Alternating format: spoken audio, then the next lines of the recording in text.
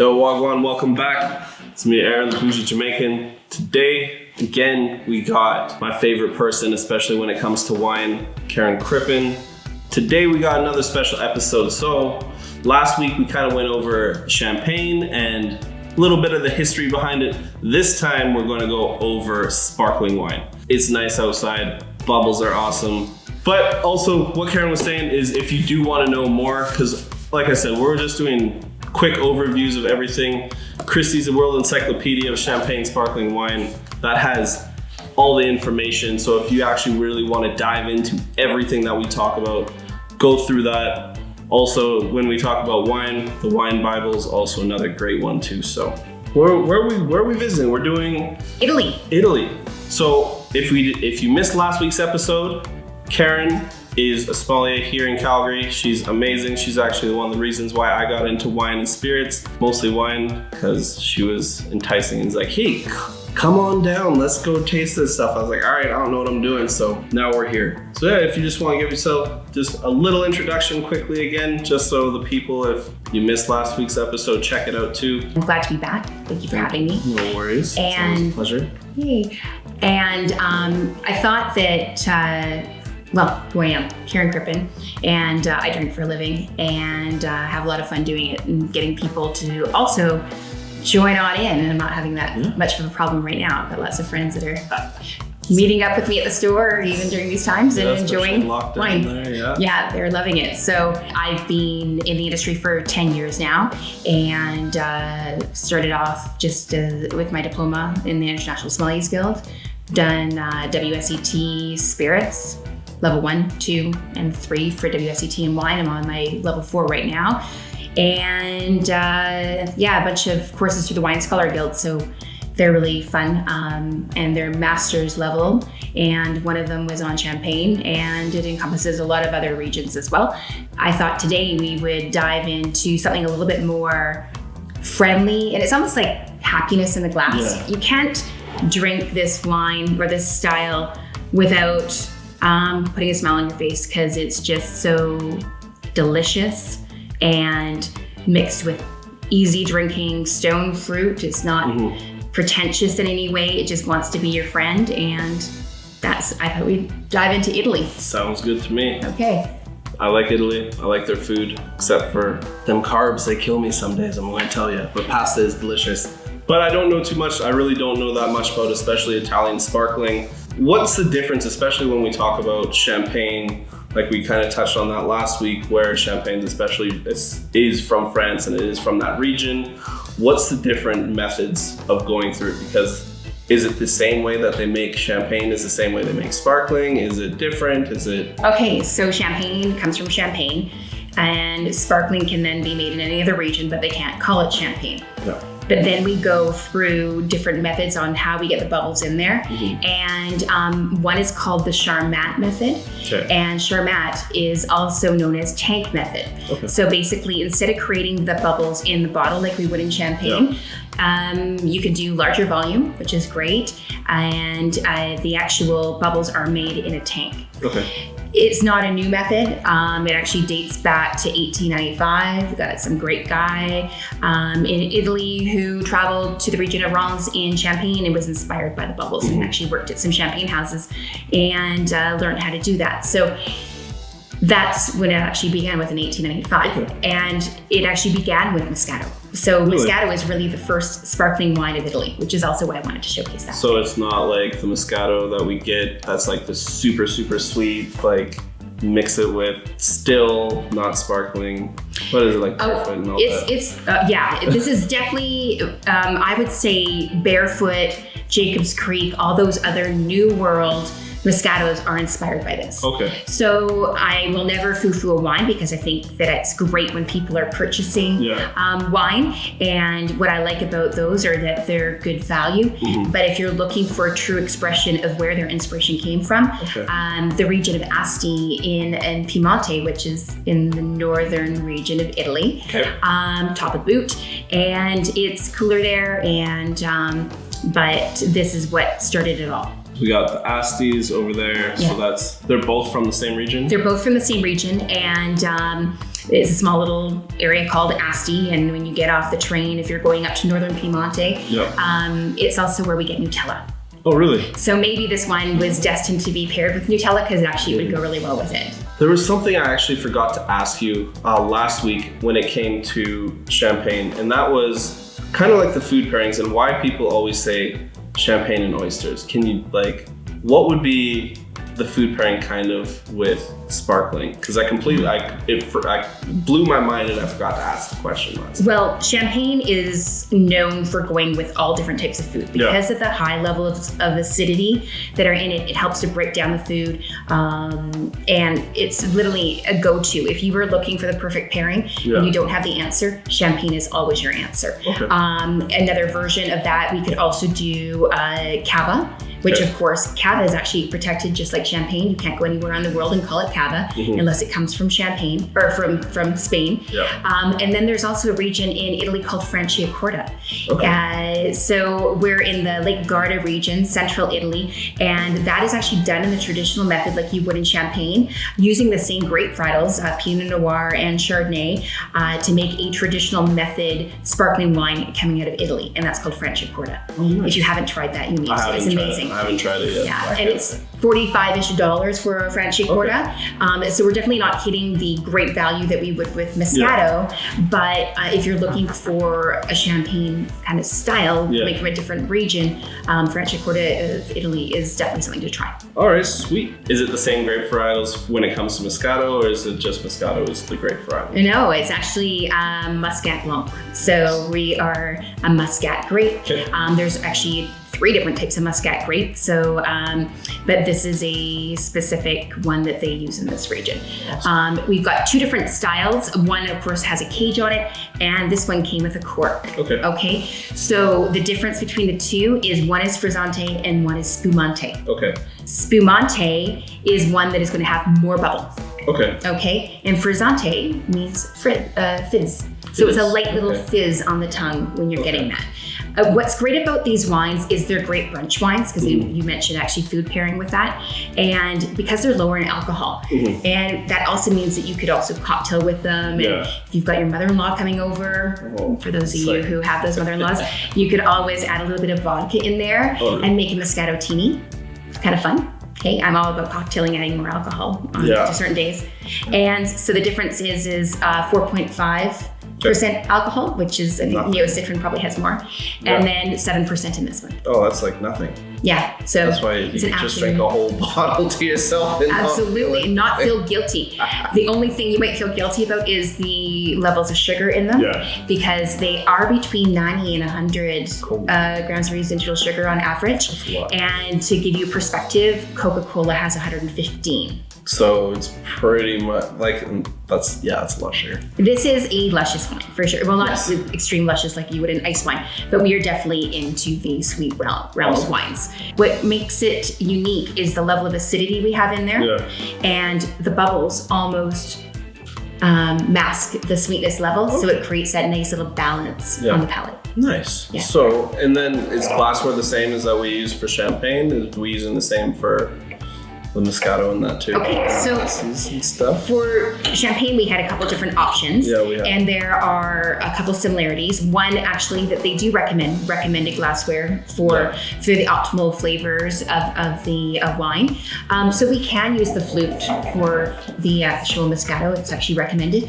And just a traditional wine glass is fun. These are actually Riesling wine glasses. So because Riesling is nice and aromatic, the aromatic of a Riesling glass would be fine. But a traditional white wine glass, you don't need to buy a specific varietal glass for it. But a traditional white wine glass would be fine. Okay, sweet. So today we're going to be using the flutes, I take it. Yes. Awesome. If you want to do the honors of pouring that into the glass, and what you're going to notice, because it's a tank method, it's going to have bigger bubbles. Moscato is meant to be drunk young and fresh. This is a 2019 vintage. It's not one that's going to benefit from age. It's just when they release it, they want you to drink it. So I'm all about that. I think that's fantastic. The La Spinetta is a single vineyard Moscato, so which means that all the grapes came from one specific site versus numerous different sites within the Asti region. They were the first to do a vineyard specific site, so which is kind of unique. That dates back to 1977. And for those of you who are concerned about the environment and everything, they're also a sustainable farming vineyard as well. Oh, crazy. So that's awesome. That's always good when we can help out the environment. So yeah, no, like just looking at it compared to when we were looking at Champagne like last week there, the bubbles are completely different. They're not as tight and organized as like when we were pouring the Champagne. It was just that one single stream and very tight like bubbles, where these are everywhere kind of, and quite large. It's like a party in a glass. Yeah. Really. Yeah, because you can see the larger random bubbles coming to the top as well. Need some orange juice in them. I'm joking. You know, there are certain ones, and I would actually do orange juice with this one right here. That's what we do for Christmas. Yeah, this is fantastic. Yeah. And it's going to be slightly less sweet than the other one we're having. And what a clue for that is the alcohol content. Okay. Usually if it's got lower alcohol, it means that they've kept some of the sugars in there. That's kind of a good kind of gauge to work by. It's not always the rule of thumb, because vintage of course matters, but at 7% they decided to use up a little bit more of the sugars, so this will be slightly drier than what that one's going to be. Nice. And then so are we doing do we break it down kind of the same way, looking for colors, bubbles? You'll see, remember with our Champagne it had a bit more of a golden color to it. This has still got a nice lemon color, but again, the bubbles are doing the work for us, so we do not need to be swirling our glass.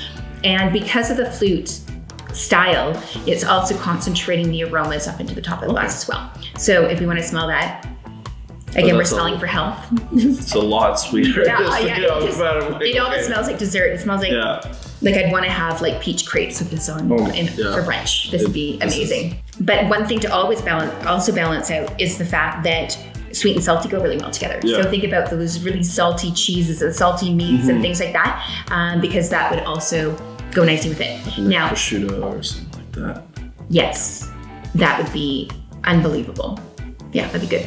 So cork on it. So that means that we're also smelling for false. Okay, yeah, so cork taint, all that, whatever it is, like 2, 4, 6. I still can't pronounce the last word. That were fun. If it smells like grandma's basement or a dirty gym bag or a cardboard box that's been laying out in the snow, then you've probably got a cork taint with it.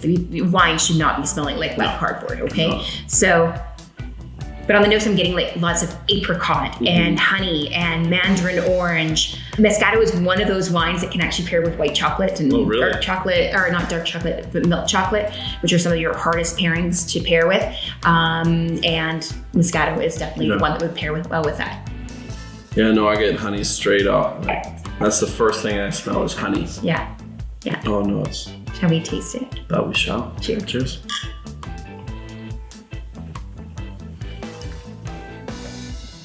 That's delicious. This is fantastic. Well, see, and this is why you guys need to start buying the wines and tasting along with us, because to understand what I'm tasting, you gotta try it.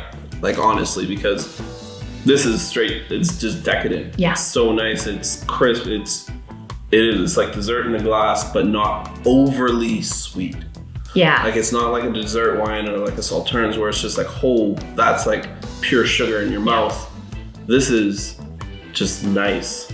This is really, I really like you see what I mean about the bubbles almost refreshing the palate? Yeah. So it causes yourself to salivate with that acidity in the bubbles there. There is some acidity here. One little trick that we do, it doesn't look as elegant as you'd like it to, but if you're ever looking for the level of sweetness on it, often just dip the tip of your tongue in the glass.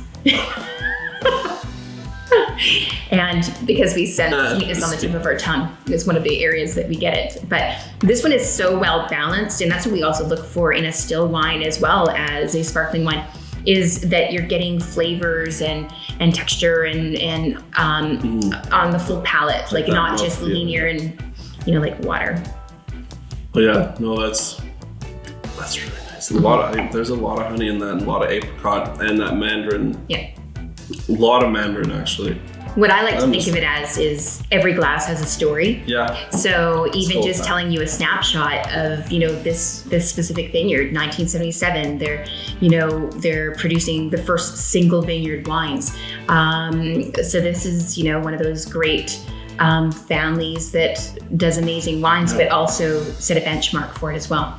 Another thing to look at is DOCG on the label here, because it is a protected region. Again, you cannot call yourself Moscato d'Asti if you're not from the Asti region, right? So we can get Moscatos, but I don't know if they would be as elegant as what we get, the reputation that comes out of this area. This is definitely a lot better than the still Moscatos that I've ever had, and not nearly as sweet. Those are good in certain circumstances though. If you're like outside, it's super hot, put it with a bunch of fruit, make something out of it. I like it like that. Yeah, like a Moscato spritzer would be yummy. Yeah, with so you can add a little bit, instead of adding 7-Up or Sprite or ginger ale to it, you can just do an easy club soda with it, which will give it that bubble, and then add some fresh fruit in there, and a Moscato spritzer would be quite tasty. And that way the bottle actually goes further. So if you've got lots of friends that like to come over and raid your fridge for alcohol and want to drink more, adding some club soda to it is also a way to do it. No, this is awesome. This is actually really good. I don't think I've ever tried a sparkling Moscato. Actually, no, I think that's a lie. But I haven't had this one. You probably not this one. No. Yeah, this one isn't available everywhere, and it's really one of those ones where it's a hand sell, because when you see just a quail on it, you're wondering what it's all about. Yeah, there's other ones out there that just, I think people know what to expect, and this one they might not. Yeah, so I'm glad we got the opportunity to show it today. Well, this is awesome, because it's funny because it kind of reminds me, now this might sound weird, but it reminds me of almost a sparkling mead. Yeah, oh yeah, okay. Like, just the honey to me, I just have so much honey behind it. Yeah. It reminds me I'm drinking like a sparkling mead. Mead, which might be a touch more bitter. But I know.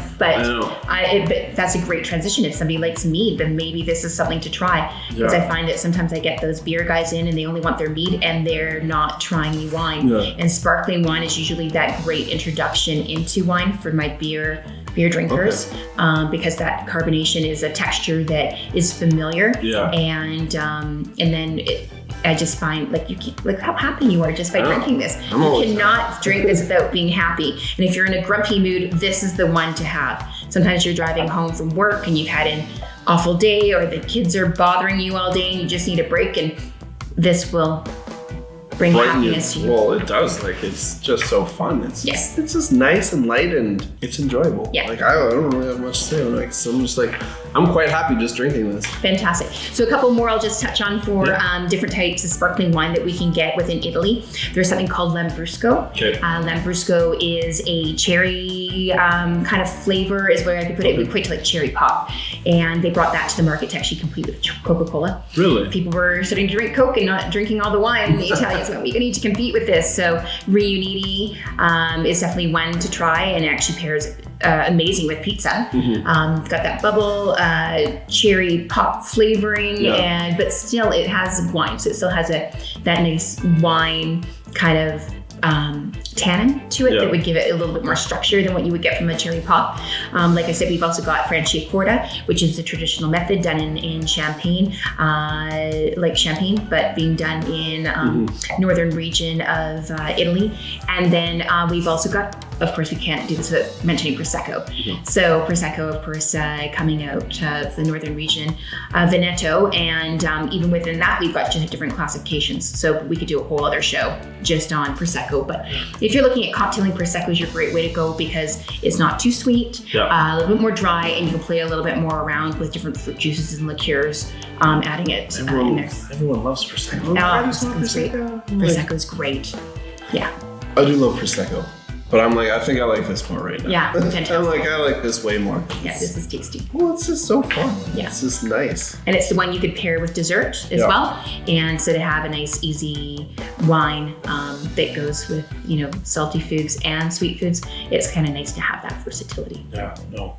just enjoying this right now. I'm like, I could just sit here and just drink this all day. I'm like, I don't even know what to do. Yeah, and it's under. I think we're around $21 for this. Yeah. So it's so the price. Well, one of the things, price points for like sparkling wines compared to champagnes. Is there like quite a large gap? Well, you know, of course, you got like the Doms, you got like the Ace of Spades. I was still kind of impartial to Dom. I was like, yeah, I've had some good ones. They've got Vintage 2008 is getting a lot of great reviews. I've had the 09, I believe. Okay. And I think I've actually had the 08. 09 was actually released before 08. They actually kept 08, held that one back before they released the 09. Another comment that you can get rosé sparkling as well. Yeah, I saw that today. Yeah, so rosé prosecco, the Martini d'Asti also comes in rosé, and then when we are in Cava and other different regions, you can get rosé. In Champagne, they can actually blend red wine and white wine together to make a rosé, where they're the only region in France where that is allowed to happen, to make a rosé wine. You wouldn't be getting that from Provence or Southern Rhone or anything like that. They produce it in a completely different method. So they're blending them together. And when you have rosé sparkling wines, they have a little bit more, almost like a textural fullness, and you might get some of those cherry notes coming to it as well, but tart cherry. And again, when we're talking about food-friendly pairing, rosé champagne and rosé sparklings are unbelievable. So I guess getting back to what I was kind of saying or asking. So it's easier? Well, not easier, but picking out, say, a sparkling compared to a champagne, definitely price point wise, quite a bit less, right? Yeah. It is. Definitely there's some premium cavas coming out, and it's going to be interesting to see how that compares on the market, because cava has been a price point that has been consumer friendly. Moscato is another region where, or Moscato, the style of Asti, is another style that is relatively good value for your dollar. You know, this is one of the more premium Moscato d'Astis, where this one is about $13, right? So for the average consumer, this is just great to have on hand. Oh, it's awesome. Yeah. Like, you just have it, especially when it comes to Christmas time, I'll buy a case of it and we'll just have it there anyways. But I personally, that's also one of the reasons why I guess I never really got into champagne, was because of the price points. And I'm like, I can't really justify spending like $100 or even up to like upwards of $600 on a bottle of champagne. You got to really like who you're drinking with if you're going to be sharing that, and maybe you're just buying it for yourself. But with champagne, all their grapes actually have to be hand harvested. There's on average about 100,000 people that come in every year for harvest to harvest the grapes by hand. So that is by law. So where other regions you can actually machine harvest to make the actual grapes, and then in Champagne, the yields are actually controlled as well. So how much they can actually even produce per vine as well. So, and then we also have to think about how cold it is there, and you're not always guaranteed to get a great vintage. True. So they'll hold other ones back, and to actually have reserve wines to add into the blend, that's a lot of money you're sitting on. So there's other reasons why we would spend a premium on it. Yeah, but for $20, around that $20 point, this is the easiest thing to get into. It might not, alcohol volume might not be as high, but it's so good. And again, if you find it too sweet, add a bit of soda water to it. You know, because it means it's not going to always appeal to every single person, but to add some soda water in here and some fresh peaches would be amazing. Oh, it'd be so good. Yeah, and then you get to eat the peaches out of the bottom after they've been soaking in the Moscato. Yeah, and they'd kind of be they'd almost be like a fuzzy peach. Absolutely. It'd be bubbly. It'd be awesome if they the bubbles infuse into the peach and just chew out. Yeah, instead of buying the candy, just make your own. There we go. We learned something new today. Awesome. Well, Karen, it is always a pleasure to have you. I need to have you on way more often, because the knowledge that you have is crazy. This is your life. So I just get to sit here and drink and try and break stuff down and be me. But this is what you do for a living, and you know what? It's awesome that we have come into each other's lives and we've been able to find each other, and you've given me so much knowledge and input and helped me out in so many other ways. And it's just an honor, really. And I get to try these new things that I haven't personally tried and learn a whole lot of information that I didn't even know personally. So thank you so much. Thank you for having me. All right, guys, that's it for today's episode. Go out, pick a bottle of this up, try it out, man. Like, honestly, for the price point, this is so much fun. It's nice, it's light, it's just crisp. It is kind of like a little dessert in your mouth, and you know what? I like this shit, so maybe you might too. And like Karen was saying, if you never really got into wine and you're more on that beer side, this might help you transition into that too. Like, we will get into a little bit more of regional areas down the road here, but you know what? It's summertime. Pick something up that's nice and sparkling. It's fun. Till then, till next week. Oh, bless up. Thanks again. Hit that like button, subscribe. Tell me if you like this or not. If you don't, I don't really care. But you know what? Tell us what we should try next. What information do you want to see? What more do you want to go into? What regions do you want? It's summertime, so I'm thinking whites, sparklings, rosé. Actually, I just did rosé not that long ago, so we get into more rosé. I did a rosé from Provence, actually, so that was good. Yeah. But no, let me know what you guys want to see. And I'm going to get into sangrias here soon, because sangria is delicious. Sangria's and amazing. if you got some great sangria recipes, I would love to make them. I have one. All right. Till next time, bless up. Thank you. We'll see you again soon. Cheers. Cheers. Thank you.